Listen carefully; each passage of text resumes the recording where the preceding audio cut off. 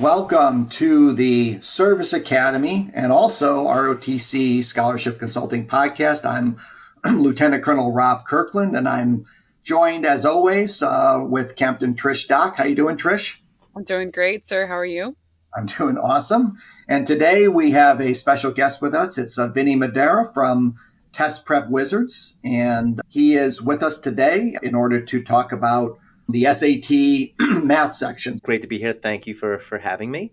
My name is Vinny. I'm with Test Prep Wizards. I've been in the test preparation world for going on 15 years now.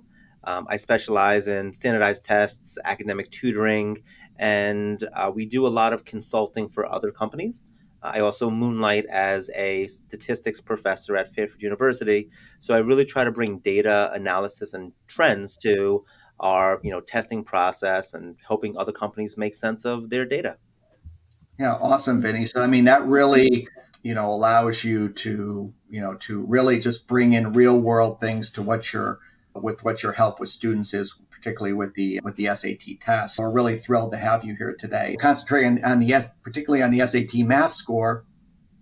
For Service Academy admissions and ROTC scholarships, there's a heavy weight on the math section. Matter of fact, particularly the Service Academies weight the math test more than the verbal section of the test. So if we take a look, say, at the Service Academy, 40% of their whole candidate score is SAT or ACT super score, with 60% of that 40% being the SAT math or ACT math/science sections, particularly the ACT math section.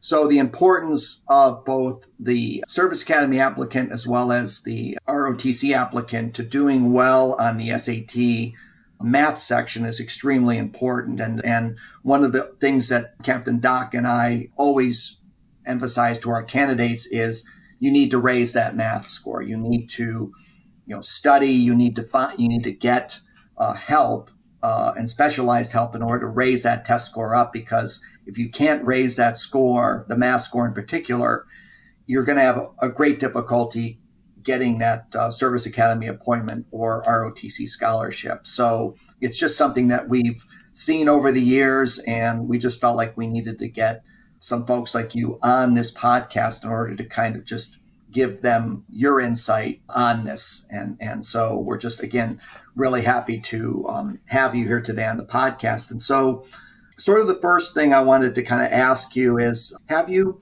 had any academies or ROTC people work with you? And have you ever noticed any difference between those students and the students preparing in normal civilian institutions? Yeah, I've had some students go to West Point, some of to the Naval Academy.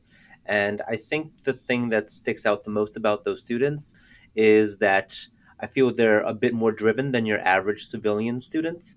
You're not going to want to go to one of the academies to kind of like build your discipline, right? You already have that innate ability. So for those students, having that tenacity, having that drive, and understanding that this is a cog that's going to help me along with my application gives them that intrinsic motivation that they need many times to be successful, right? Because with a lot of the civilian students, it may not necessarily be them pushing to do well on the SAT. Sometimes it's a parent or an older sibling or a coach. But, when you have that just innate desire to do well, I think that, it's a self-fulfilling prophecy. You're going to do well on these tests.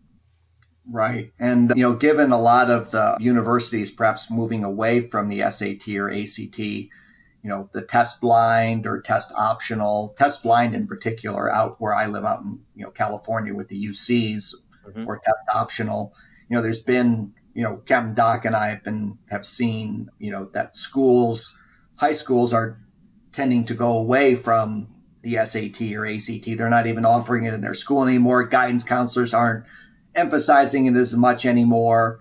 However, when we look at the service academies and ROTC, they continue to heavily emphasize it. So, the world is sort of moving away or the college world is sort of moving away a little bit from the standardized tests, but, the academies and ROTC seem to be firmly planted in continuing to heavily emphasize these tests.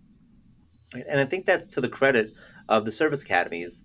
In a sense, when you pull away standardized test scores, you're pulling away a very valuable metric for students, right? So there's tons of studies that show GPA inflation is a very real phenomenon that's happened a lot more than SAT or ACT inflation, and a lot more nowadays.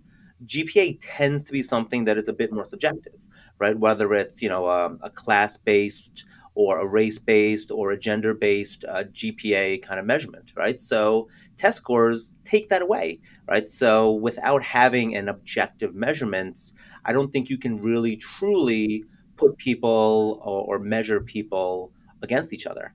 So, without that, I don't know what you're going to do when everybody has a high 3 or 4.0 GPA. A lot of students have taken the same, rigor in terms of classes. Having an SAT score of 1450 with that level of rigor versus having an SAT score of a 1050, I think says something more about that student with the 1450, even though it is just one Saturday in which they took that test. Yeah, great point. I mean, absolutely. I mean, way back in the turn of the century, actually, the service academies actually had their own test that they gave. So before the SAT or ACT, place like West Point and the Naval Academy actually had their own, exam that they gave to students. That I don't think it was patterned on the SAT, but it, measured their abilities, kind of, and the test was standardized nationwide, so they knew, the relative, abilities, compared to each other. So I think that's that kind of thing that the academies still want to do, and to, and if I think if the SAT or ACT would be eliminated, I think that the academies would come up with something else that was standardized that would try to measure that. So, mainly because the service academies and ROTCs are nationwide, and they need to be able to differentiate. So Vinny, let's go into kind of your philosophy when it comes to the SAT in general. So I'm interested in kind of just as a general question, for our students that, are looking at the SAT math score, what's your philosophy on the SAT and improving the SAT math score? Yeah, so I think ironically, for the SAT math section, one of the most important things is your reading ability. So, right in our manuals, when we do a math introduction, your reading is just as important as your math on the math section. I think the difficulty that a lot of students have is that questions on the current version of the SAT can be pretty convoluted. They do a great job, the College Board writers, that is, of giving you a question that seems like something that's different from what you know. So being able to really read and break down a question, problem solving and critical reasoning go a really long way for students on the SAT. Content also matters. The SAT isn't a bag of tips and tricks. You do have to know content to be successful on it, but everything I think starts with being able to really carefully slow yourself down and not assume that you know what the question's asking you to find. Because SAT writers, again, do a great job of misdirection, giving you something, and then you kind of find an answer choice, but it's not the full answer choice. So you're going to get an answer wrong, even though you've done no math wrong. They asked you to find the value of 3p, you found the value of p. Right, so that attention to detail is important in service academies and in any real world. It's a great soft skill. And the other thing that College Board does really well on the math section is great distractor answer choices. Something that seems plausible, and students will sometimes say, okay, I'm going to take the shortcut and I'm going to fall back on that answer, even though it might be the wrong one. Because math on the SAT, it's the last two things that you do. So you've already done 100 minutes of reading and writing. And, most students that I come across do not want to read for 65 minutes in a row of generally things that they don't care about. So sometimes that fatigue factor sets in, and then students just will make, poor decisions that they wouldn't have made if it were the first section that they were doing. And Vinny, what advice are you giving to students to overcome the fatigue factor that you just mentioned? That's a great question. So a great analogy is that if you want to prepare for a marathon, you wouldn't run around the block a couple of times and say, "Hey, I'm ready." You have to kind of build up to that, 26 miles. So taking full length SATs is a very important step in that process, right? So you want to know how I'm going to do in a math section when you've already been sitting for 2.5 hours, and you still have to do a little bit of work. It's something that you just can't replicate by saying, hey, I'm going to do a 25-minute no calculator math section just on its own. right? So you do need to train as you fight. The other thing that I think is important is not just falling back on full length tests, because we'll have students who will come to us and they'll already have done 10 tests from, say, the College Board Blue Book, but they haven't changed anything in between those tests. So their scores plateau. They're now disheartened by the fact that they haven't seen score increases, even though they've taken, say, 10 tests. You haven't changed anything. Why would you expect something to change? Right. Mm. So I think that goes a long way towards making students feel successful, right? Practicing on high quality material under as many time constraints as you actually can, and then supplementing that with whatever's going to improve your score in the highest yield fashion. I mean, I know when we talked on the phone before this meeting, we talked about sort of the reverse engineering that, where, there's some answer, if you read it quickly, there's some answers that the SAT has reverse engineered where they have an answer and they figure out, how you might answer it in order to be able to trick you, right? Absolutely. And I think that has to be a byproduct of any good standardized test, because if there were never any answer choices that a student would go with, or if one answer was always going to be the right answer, you're not learning anything about that student. So you need to be able to differentiate and discriminate between student skill levels. So yeah, like any normal to make mistake generally will appear, which is one of the reasons I think a lot of students will take an SAT. They'll feel like they're crushing it and like, I got a perfect score, and then get their scores back. Like, I need to sign up for it again, because you're not realizing that you've made those mistakes. Yeah. So Vinny, walk us through a success story. So say someone who's came in with like, say, a 600 SAT, started working with you, sort of go by step what you do with a candidate, and how they got to a really excellent SAT score. So sort of give me a walkthrough of kind of a typical student, but your ideal student who's then able to do everything that you tell them to do to get a great score. Can you walk us through a student like that? Absolutely. So, perfect world, I want a student to come in and take a practice test with us first. By a practice test, I mean a real released SAT, not like a fake marketing test that some companies will use. I want to know how you're doing on a real SAT. So we have software that we use that will break down how you did on the SAT on a very granular level. I don't want to know, hey, Rob's doing, great on heart of algebra, but not so great on, passport to advanced math.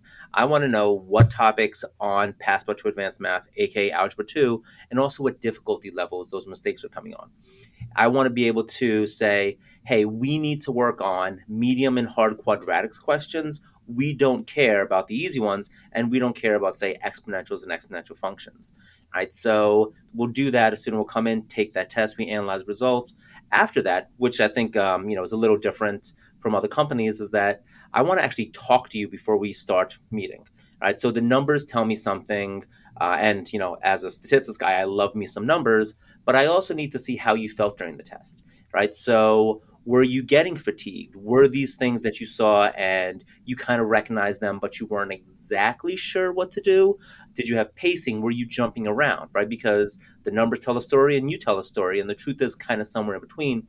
And that's how we have to build an action plan. So for our students, everything is personalized with them. Math wise, when a student comes after we've had these consultations, we generally talk about problem solving and critical reasoning, because I want to get you as many points as I can before we actually sit down and talk about content. I want to put you in the best position to be successful, even if you're not sure how to complete the square to solve a circle question or something like that.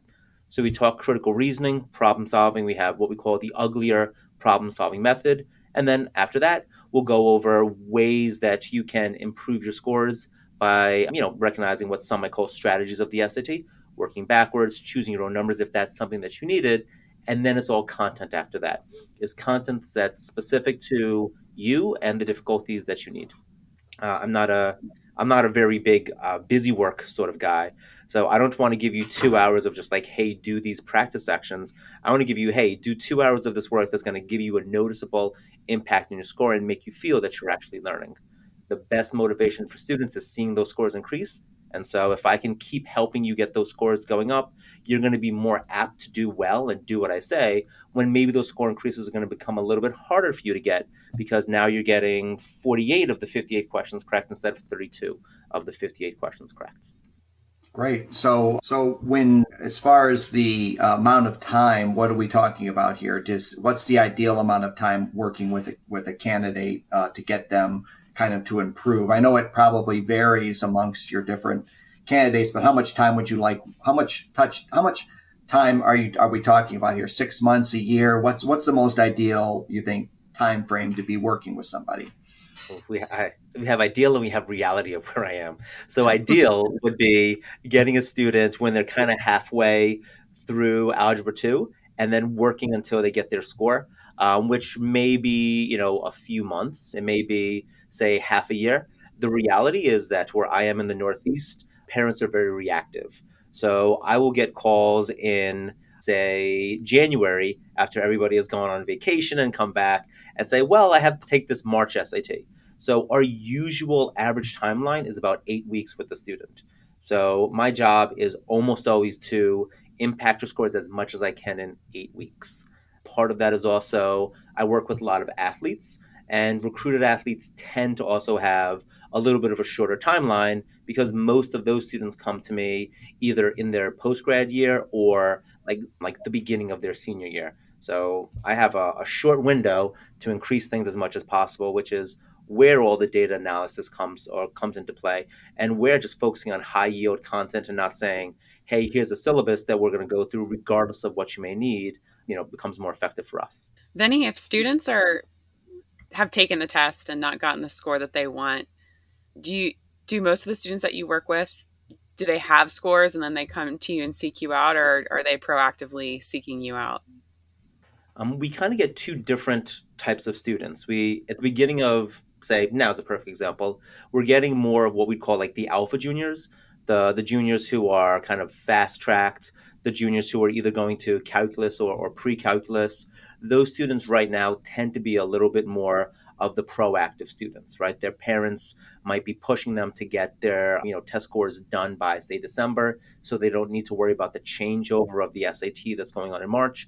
And then we have more of the reactive parents who, are the ones who will wait and get their PSAT scores back. In Connecticut, we give a state SAT, so they'll take the SAT in March for free. If you're at a public school, they'll get those scores back, and then maybe they'll focus on the May or the June SAT and then push that into senior year as well. So that's kind of the timeline that we get for most of the families that we work with. And for students who are considering taking the SAT or ACT for the service academies, they're both the same. What do you recommend students consider when they're choosing which test to take? Yeah, so that's a great question as well. I think a lot of it depends on your aptitude and your, I guess, passion for math. So ACT has a lot more math content on it. So your high flying students many times will do well because they've taken more math, right? So where I am, some of the math on the ACT is only tested in pre-calculus. So your average junior who's taking Algebra 2 is not going to have seen that material. The trade-off of that is that on the ACT, there's a lot more geometry. So those students who have been fast-tracked have now maybe not seen geometry for 2 years. And I don't know many students who are bored and say, I'm going to go back and look at my ninth grade notes, right? So they just don't do that. They lose it. So for those students, many times an ACT tends to be a little bit better. There's a lot of our high scoring, or like I say, high intensity students. Fixed minded is the wrong word, but they like to study. They like to say, here's how I'm going to attack a test. I'm going to treat it like studying for a midterm or a final. Whereas with the SAT, because there's a much less content on it on the math side of things, like almost a half to a third of what you would see on an ACT. You can start a little bit later. You can also focus a bit more on the critical reasoning aspect. So it's not about, hey, can I stuff all of this math into your head? It's, can I teach you how to break the questions down and almost translate it into a way that makes sense to you? So for those students who are a little bit more, they can view things from different perspectives and vantage points. Sometimes that SAT is a little bit better. Students who like to figure out like puzzles, sometimes the SAT is a little bit better for those kids. But your kids who are like, just give me content. I want to motor through it. I like to like memorize. Like those students, ACTs can be a better test for them. Do you give them some sort of like, if they come to you and they haven't taken either test, or you're just not sure, is there a quick way that you can figure out where to point them, either the SAT or the ACT? Yep. So perfect world, we'd have a student take a practice SAT and a practice ACT, and then we would compare those scores and also look at what the goals would be. So I will say that for a lot of our students who have really high aspirations, like over the 95th percentile, we tend to push them towards the ACT just because it's a little bit more, I think, formulaic in terms of how you can attack the test. Whereas with, say, students taking the SAT, the scales at the upper ends are much worse, right? You can get a couple of questions wrong on an SAT, and because there's less questions, that'll affect you more than it would have on the ACT. So sometimes that can also be the determining factor. But you're coming in here and you're saying that you need a 1500. Yeah, that means that we're probably going to take an ACT and shoot for like a 34, right? So you'll see a little bit of a more linear growth pattern on that test. So there's some other things that go into play, like the SAT reading section is like the worst section for tutoring. It is very hard to improve scores in the short term. And I also like the fact that on ACTs, that English section focuses a lot more on punctuation, grammar, things that are fixable with rules than on the SAT, where you do have to have a little bit more of, a reading bent to do well on that section. Also, give me 75 questions instead of 44. I'd happily make one or two more questions on 75 and, get a great score there. So, that does kind of influence which test they should take. I know that there are some places that do like hybrid tests that are part SAT, part ACT. And just in my experience, there's not enough questions for those tests to really be successful. If SAT and ACT could have given you half of a test and gotten the same results, they would have given you half of a test a long time ago. Let's talk about some common test taking mistakes and how to avoid them for students taking the SAT math. Yep. So I think the most common mistake is just purely misreading. It's not understanding what you're asked to find. So you'll find a partial answer choice. So it's kind of both a pro and a con because it tends to be an easy thing to improve, but that also tends to be something that students don't really think about if they haven't taken any tests before, if they haven't done any sort of preparation. The other biggest common type of mistake would be execution mistakes, is what we call them. It's if you square 8 and get 16 instead of 64. If you should have added 5 to both sides and you subtracted 5. Those sorts of just either fundamental mistakes or kind of like lapses in memory tend to be pretty common ones as well. And then after that, a lot of the mistakes that students make are kind of half remembering things or not understanding what is or isn't there. For example, on a circle question, thinking that the area is 2 pi r instead of pi r squared, and not knowing that the SAT does give you a few formulas that you can go back and reference, right? So students will say, oh, here's my answer, and then they'll see that answer, although it's wrong. They found the circumference instead of the area. Other things I think that are big mistakes that aren't necessarily execution mistakes are just the approach to the test. So SAT math section has a rough order of difficulty. So the first questions are easier, the later questions are harder. And then that order of difficulty resets when they get to the student response questions, the gridded ones. So sometimes students will treat the SAT like it's a school test. They'll start at 1 and try to get the question 20, whereas the best way for them to attack it might be doing 1 through 10 because those are medium questions, seeing if you can do something in 11 through 15, but not wasting a ton of time there, and getting a couple of those multiple choice questions in. And this version of the test, everything's worth the same. So your job is just get as many questions right as possible, not necessarily getting the question in front of me correct right now. So part of that is just the approach to the test and not knowing just how to really attack it to put themselves in the best position to be successful. We do talk a lot about psychology of the test when we work with students. And, I think you have to have a positive growth mindset for the test. Otherwise, it's going to eat you up. We hear how hard the SAT is. We have our parents say, oh, the SAT, that was so tough for me. And then we hear that so often that it becomes that hard for us. And then when we start not doing well, we think that it's because of us, and it's hard to break out of that. So being positive, being open-minded going into the test can also be a mistake that students make because they're not, and they think that these scores define me and I can't improve anything when that's the furthest thing from the truth. Yeah, that's interesting about psychology because I remember taking the SAT, and I remember particularly in the reading sections, but also on the math sections, where then you suddenly freeze up and mentally you do a brain freeze and you just can't think, because you're just so psyched out because of the test. So I'm really happy that you do kind of work with candidates, who may freeze up or may need some kind of psychological counseling or encouragement. Is just going in there with a very positive mindset, and then if you're just freeze up or something, that can really obviously be detrimental to your scores. Absolutely. We hear a lot of students come to us, or a lot of parents tell us that their children are bad test takers. And sure, right? Test anxiety is a diagnosable medical condition. And, there's differences on what percent of the population really has test anxiety. But I think so much of that is just the fact that a lot of kids aren't prepared. Right. And so if you take a test and you don't do well on it, but you didn't prepare for it, then yeah, you're probably not going to do very well on that test. Right. So to your point, Rob, when we do have students who do have that kind of like freezing mentality, it's almost like when you have the word on the tip of your tongue and you know, but you can't say it. We just have two really simple things to keep students in control. And that's ask themselves two questions. What am I missing? Or what would I want to know? And then how can I find that from what's given? Right. So we're thinking in terms of questions. It's different executive functioning. If you can't answer either one of those questions, cool, I'm going to move past and do another question. And my subconscious is still going to work on this thing the same way that, when you have that word on the tip of your tongue and you stop thinking about it, it'll pop into your head. And you're like, oh, yeah, I was trying to say pickles. Like, how did I not know that? Right. So it's the same sort of idea. Like, keep in control. You're the one who's in charge, not College Board. And the more that you can have that sort of mentality, I think the better you'll do on these tests.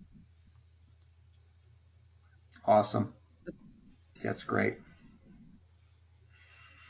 You kind of alluded to this, Vinny, earlier, but so the SAT is moving to in 2024 to the computerized test.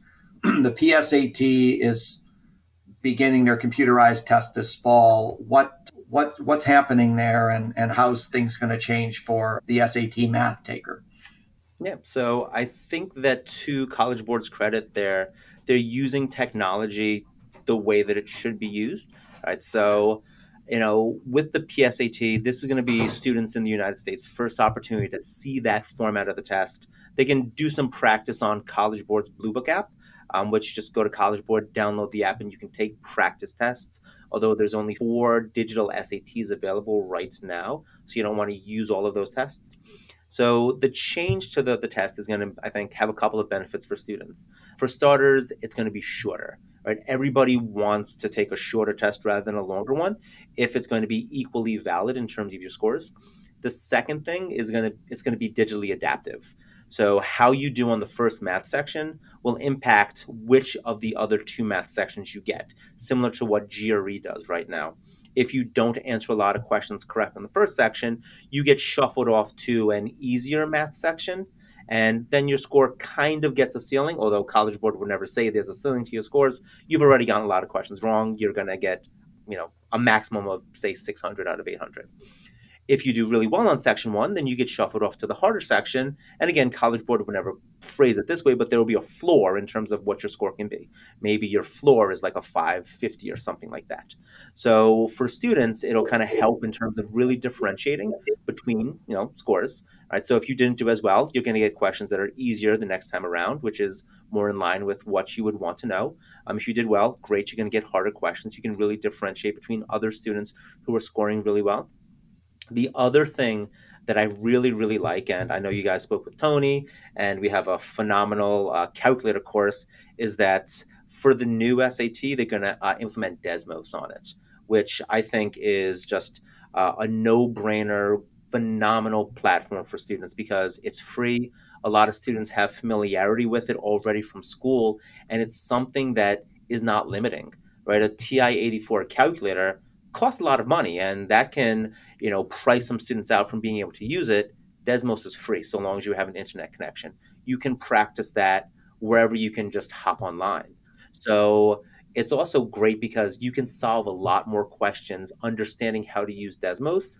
And you can also kind of rule out some of the easier stuff like adding or subtracting fractions. Really simple to do when you just throw it all into Desmos, and everything is calculator based now. No more no calculator section, which I think helps. In terms of the math section, the level of content isn't really changing. They're actually removing some math content, so students don't have to worry about the random complex number that might pop up on the SAT now. It's not going to appear on this new test. So there's less content, a better avenue to do it on, and less questions.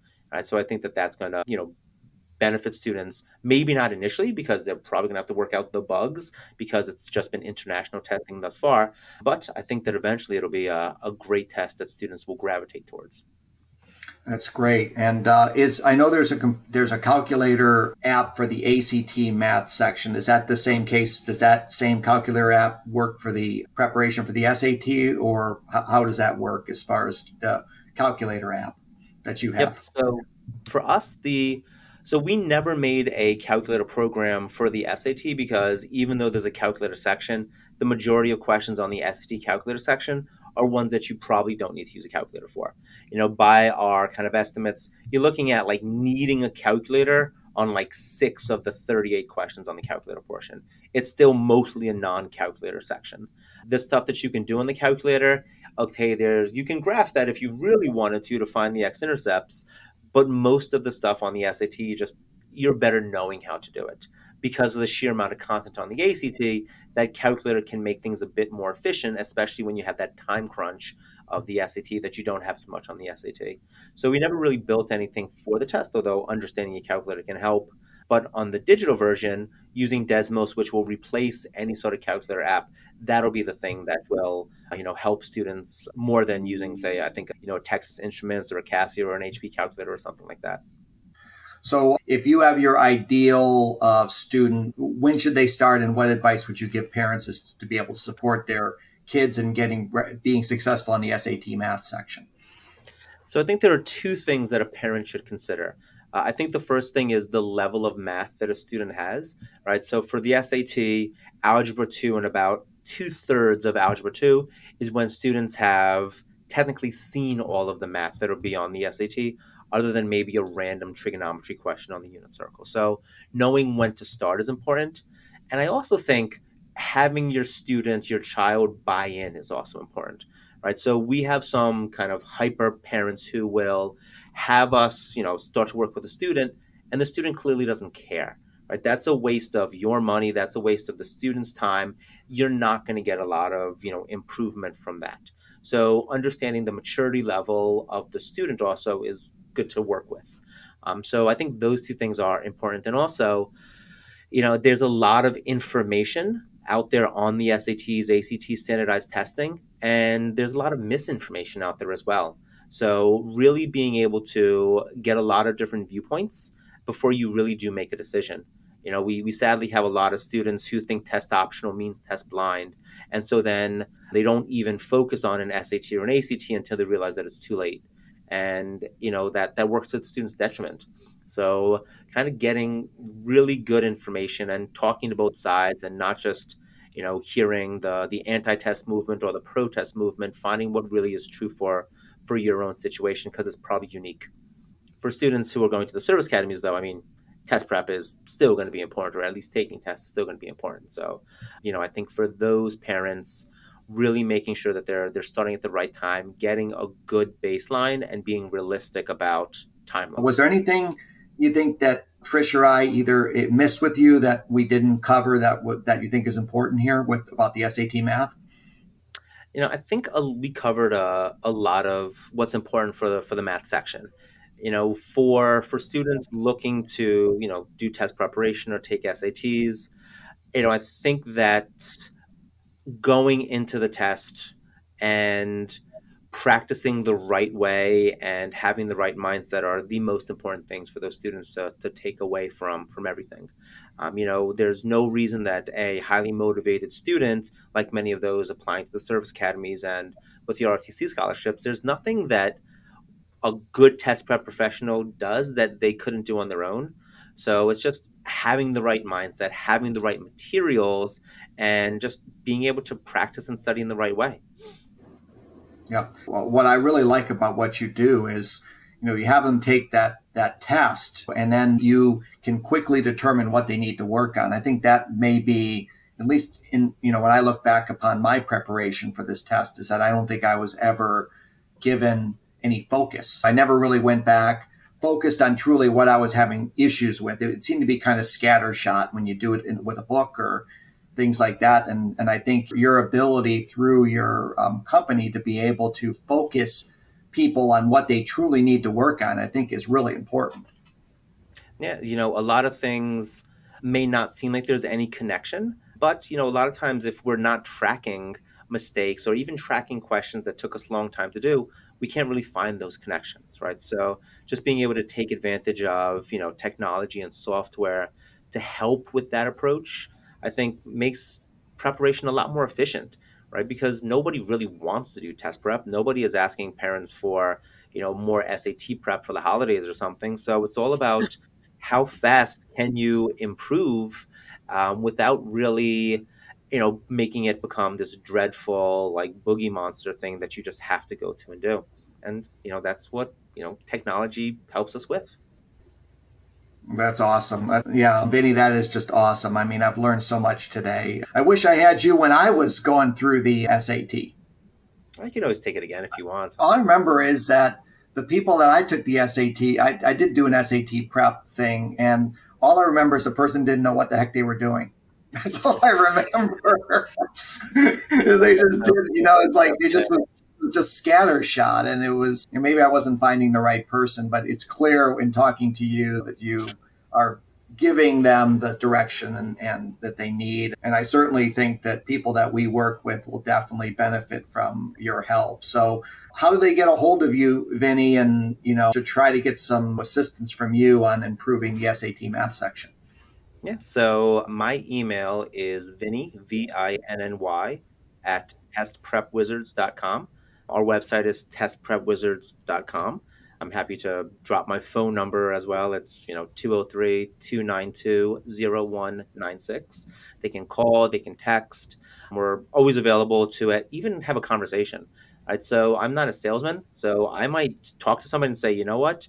You probably don't want to do any preparation, right? So your scores you're not maybe tracking to be somebody who would want to invest money in test prep. You know what you should do, kid? You should have fun. You should find something. You should do a passion project. That's going to be the most beneficial thing for you.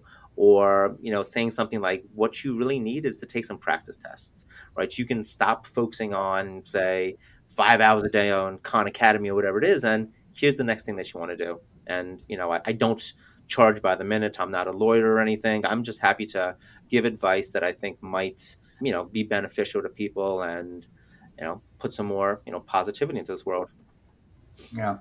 So thanks so much for coming on, and hopefully we'll bring you on here in the future to maybe talk about how the electronic version of the SAT is going. Thank you. It was my pleasure today. Thank you for having me on. And, good luck to anybody listening to this who is looking to go to a service academy. I think, it's a phenomenal thing to give back to your country. And, service academies are a great way to help people do that. Thanks, Vinny. Take care.